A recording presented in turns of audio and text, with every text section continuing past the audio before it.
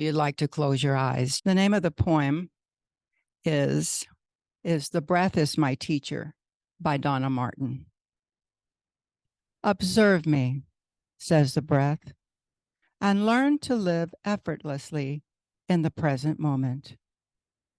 Feel me, says the breath, and feel the ebb and flow of life. Allow me, says the breath, and I'll sustain and nourish you, filling you with energy and cleansing you of tension and fatigue. Move with me, says the breath, and I'll invite your soul to dance. Make sounds with me, and I shall teach your soul to sing. Follow me, says the breath, and I'll lead you out to the furthest reaches of the universe and inward to the deepest parts of your inner world. Notice, says the breath, that I'm as valuable to you coming or going, that every part of my cycle is as necessary as any other. That after I'm released, I return again and again, that even after a long pause, moments when nothing seems to happen, eventually I am there. Each time I come, says the breath, I give a gift from life, and you release me without regret, without suffering, and without fear. Notice how you take me in, invites the breath. It is with joy, with gratitude.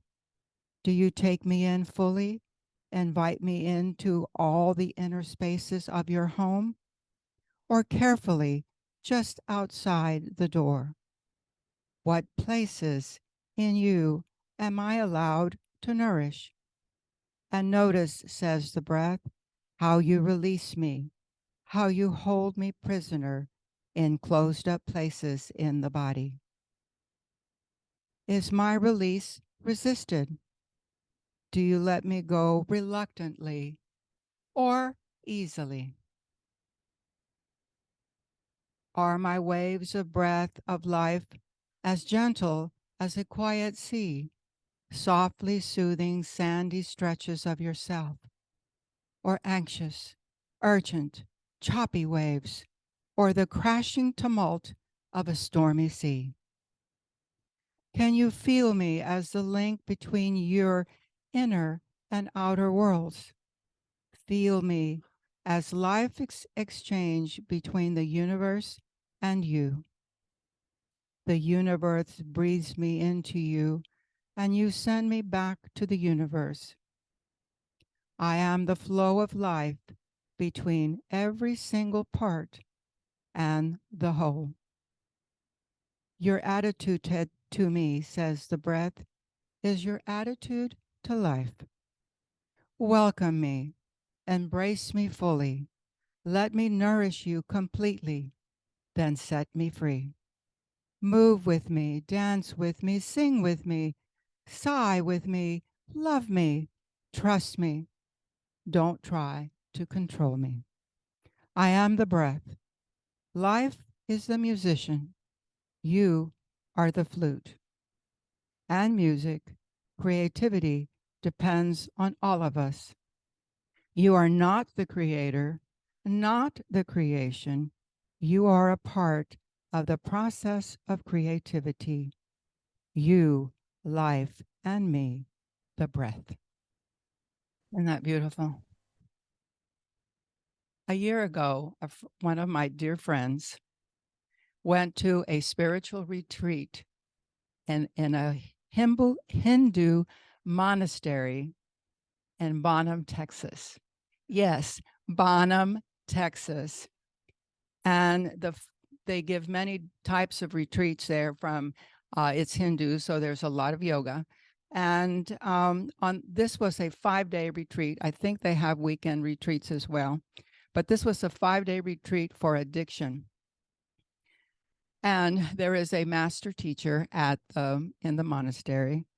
And he explained that to stop addiction, you must change the rhythm of your breath. That thought has stayed with me this whole year. And it seems that everywhere I turn around and look, there's another research. I have found research on how changing the breath helps people cure from cancer, how the breath helps with migraine headaches, how it helps with weight loss, how it helps with recovery from not relapsing from addiction, and how you can reduce anxiety and depression and ADD, and the list goes on and on and on and on. So today I'm going to start by presenting a little bit of what I have been thinking about, and that is, what can I do when my breath isn't taking me where I want to go? So before we jump into a meditation, we're going to demonstrate the power of thought that can actually be measured. And I have a program on my computer that does that. So let's jump into the science. And we start in the 17th century. There was a scientist, inventor. His name was Christian Huygens, and he took very great pride in the development of the pendulum clock. The story goes that he had a large collection of pendulum clocks and in his studio. And one night, he noticed that all the pendulums were swinging in rhythm. He knew they hadn't started out that way. Supposedly, he jumped out of bed and went and messed them all up. And then in the morning, they were all swinging in rhythm again. This has to do with the science of entrainment. And entrainment is found not only in cuckoo clocks, but all through nature. It is everywhere. The largest pendulum in his studio was pulling all the others into rhythm. When in the human body, when the major systems of the body are working in harmony, we feel good and we think clearly. The biological system operates at a high level of efficiency, and as a result, you think and feel better. Because the largest biological oscillator is the human heart. I work at the Abilene Brain Center. I use a lot of equipment that deals with entrainment besides neurofeedback. Neurofeedback is not entrainment. We put on goggles with flashing lights. We can influence the brain through the ears. We can do pulse sounds or continuous sounds, and we can influence the brain to come into entrainment. There's actually a nose clip that you can put in your nose, and it's called photobiomodulation because it changes your biology, and you can access the brain. But the problem is the brain is not the chief oscillator for the body. It is the heart. Let's jump to Beatrice Lacy. In the 1970s, Beatrice Lacy was a researcher with the Fels Research Institute. She discovered that the heart had neurons. And it turns out that today we know the heart has about 40,000 neurons. It is an independent brain, separate from the brain in our head. And she discovered that the brain could influence the amygdala. Now, the amygdala produces, among other things, the fight, flight, or freeze response. It also influenced the thalamus. The thalamus is what creates the rhythm, among other things, but this is one of its major things, is to create the rhythm for the brain that the brain waves dance upon. It's like the base rhythm. It also impacted the cerebral cortex. And the cerebral cortex has to do with planning and executive function, making decisions. And it's also is impacted. There's one other thing, learning. So it would impact ADD. This was incredibly radical because in the 1970s, we believed that the brain did all the decision making in the body. And the brain the brain was the great orchestrator. It was radical. So we know that the heart is an independent nervous system. Now, it doesn't have a language center like we have three areas of our brain that help us produce and understand language. The heart doesn't have that. It doesn't mean that it doesn't communicate to us. We have to look for symbols and listen to dreams and notice the things that we notice and how we're noticing them. Look for signs that we can understand. What we've learned since Beatrice Lacey is that 80%, I'm going to say that again, 80% of communication comes from the body to the brain, and only 20% comes from the brain to the body.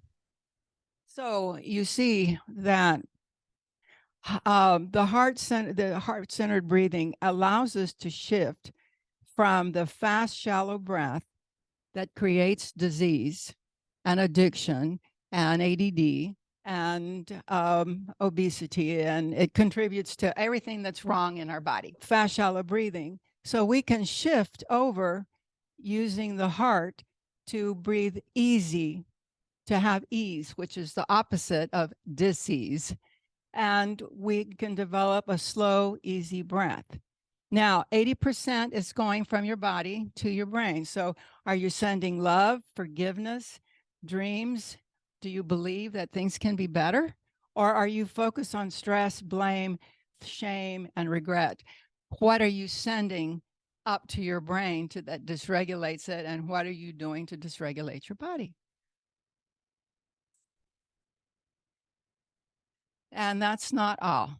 The electromagnetic field of the heart is 5,000 times stronger than the magnetic field of the brain. Well, if it's carrying 80% of the messages, I mean, the brain's only doing 20%, then the electromagnetic field that is generated is enormous. And for when you are in the normal situation, your electromagnetic field extends about 8 to 10 feet around you. When you're a performer, you learn to project your energy outward, and you're actually expanding your electromagnetic field. We know that we can impact.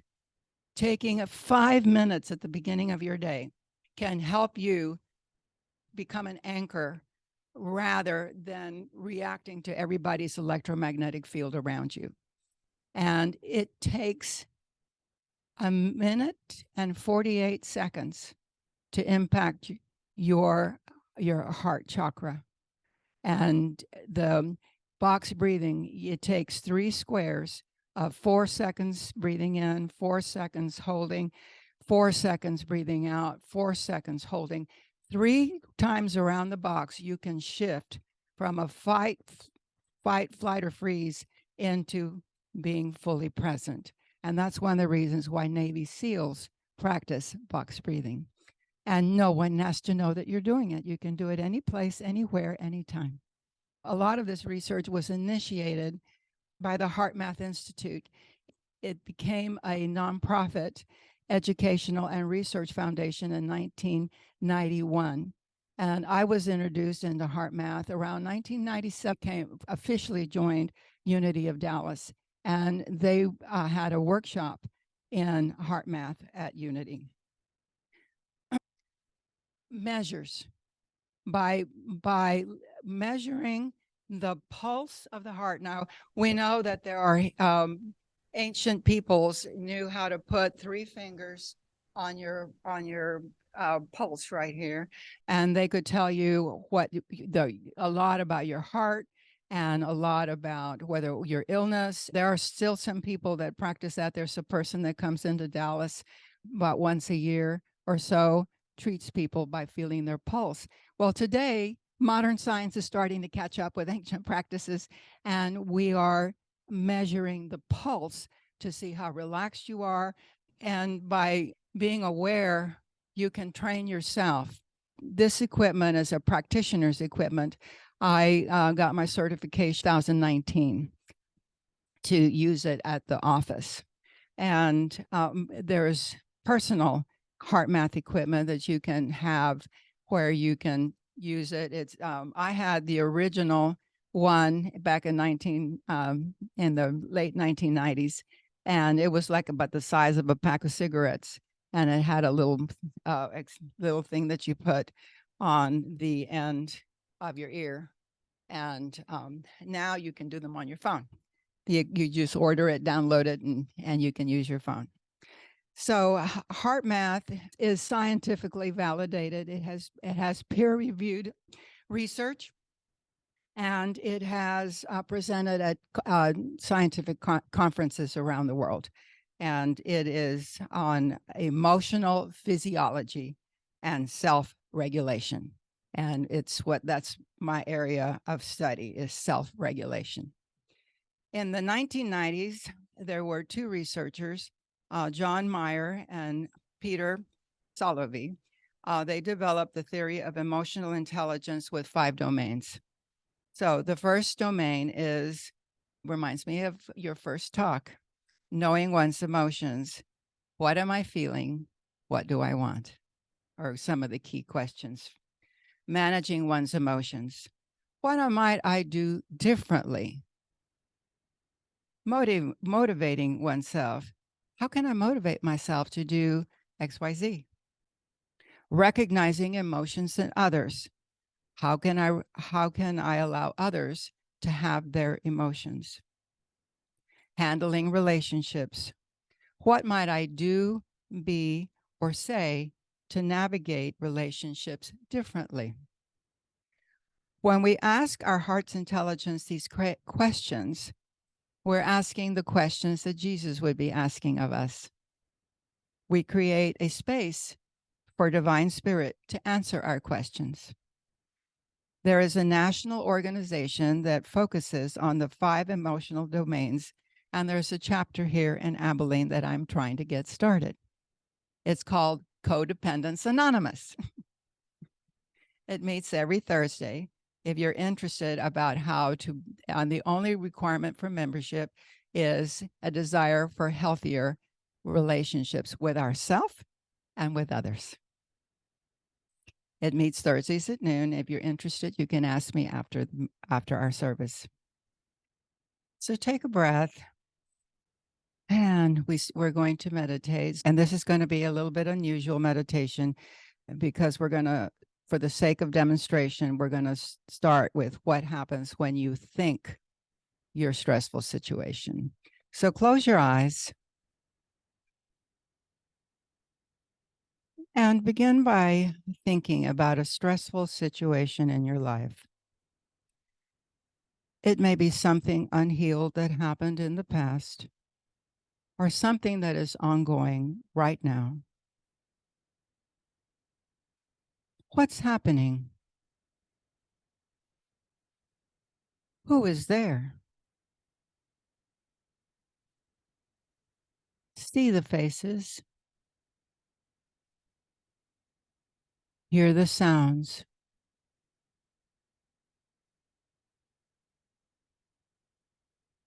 Notice the intensity. Where are you feeling the stressful energy in your body?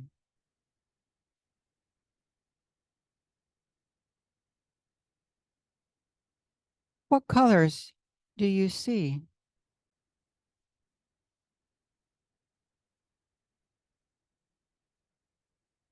What do you hear?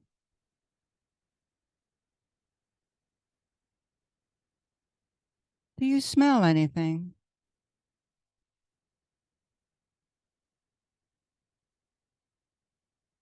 Do you feel powerless, helpless, speechless?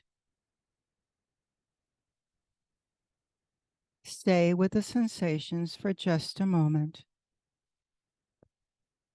Stay with the negative feelings for just a moment longer.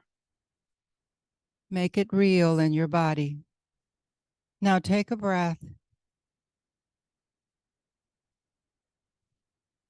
and let it go.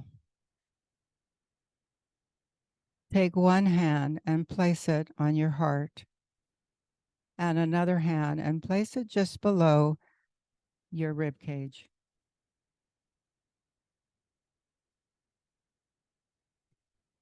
Turn your eyes downward to focus on your heart. Breathing in your normal manner.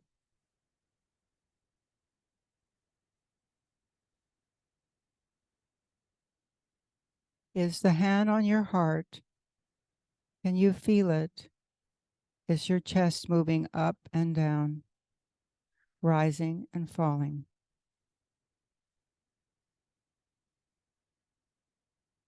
If your chest is rising and falling, make a sincere and gentle effort to bring your chest to stillness.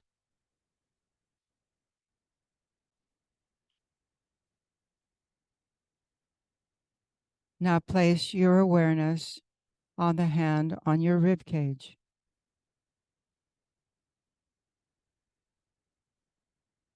Is your diaphragm expanding and contracting? Or is it still?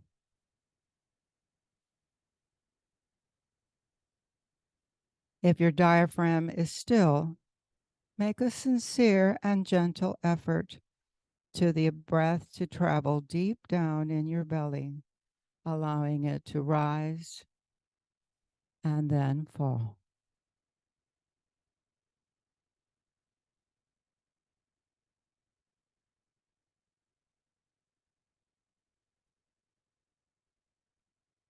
Breathing in through the nose and out through the nose. Follow each breath down deep into your belly, allowing it to expand. And then notice how it deflates on the out breath.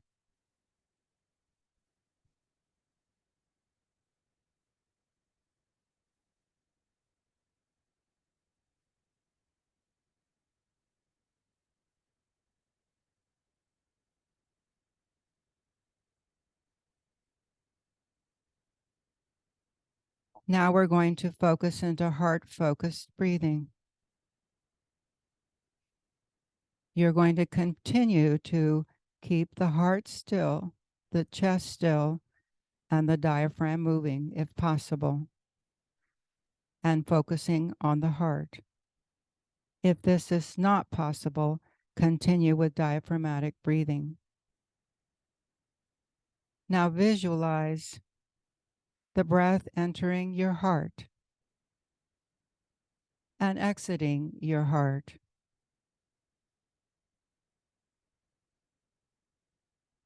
Feel your body being nourished and energized with the air coming into your heart and relaxing more and more with each breath as it leaves the body.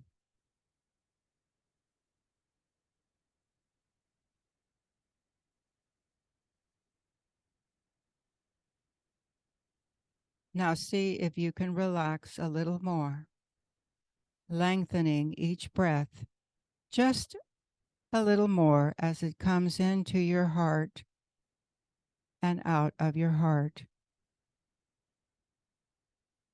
relaxing more and more on each exhale.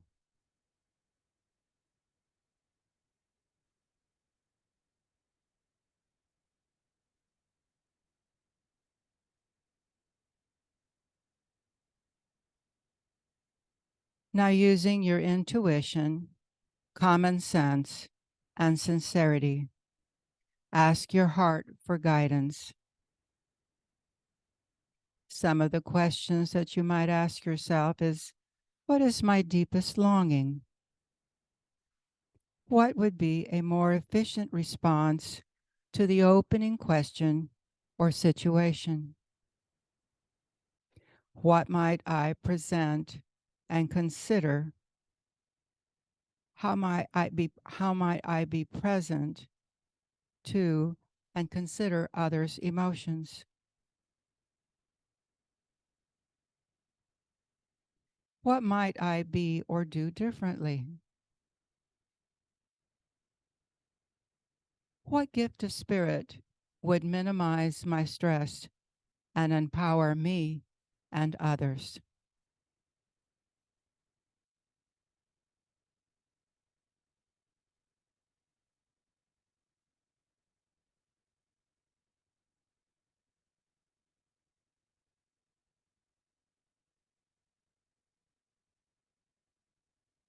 Continue to breathe in and out through your heart as you listen with your intuition. The response may not come in words. It might be a symbol or a feeling.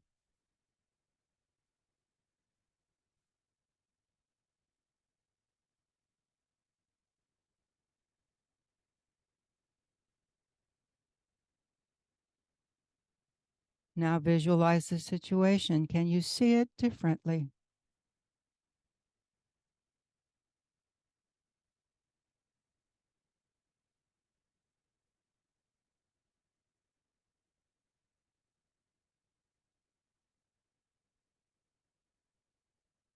And now we take a nice, long, deep breath. And we slowly try to let the breaths become slower, just a little. Breathing in and breathing out. We give thanks and feel gratitude for the gifts of spirit, whether I have received guidance in this moment or not. I know an answer will come. It may come in unexpected ways at an unexpected time. Knowing that the answer is coming at the right moment, in the right way, in the right manner, in a way I can recognize it. I will allow grace to flood through my heart. I magnify my gratitude, love, trust, and courage.